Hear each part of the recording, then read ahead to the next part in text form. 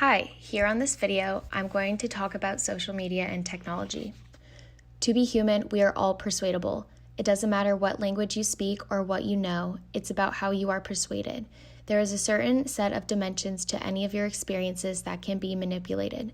One example is that we are all vulnerable to social approval. We really care about what others think about us. For example, when you upload a new profile photo of yourself on Instagram, there's a moment where our mind is very vulnerable to knowing what other people think about your new profile photo.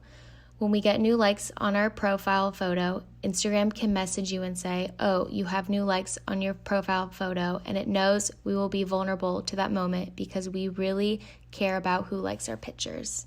Technology companies control the dial for when and how long your profile photo shows up on other people's news feeds so they can orchestrate it to the other people so more often end up liking your profile picture over a delayed period of time.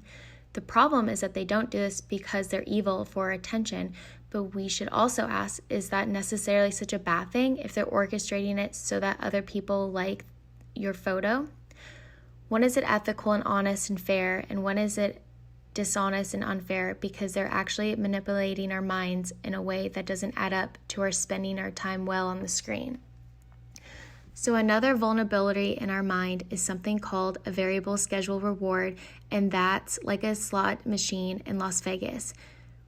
People become addicted to slot machines because you just pull a lever and sometimes you get a reward and sometimes you don't, and the more random and more variables, the more addicting it becomes.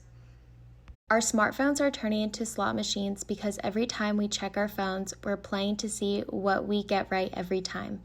We check our email like playing the slot machines to see what we get. Maybe, did I get an invite to an interview, or did I just get another newsletter?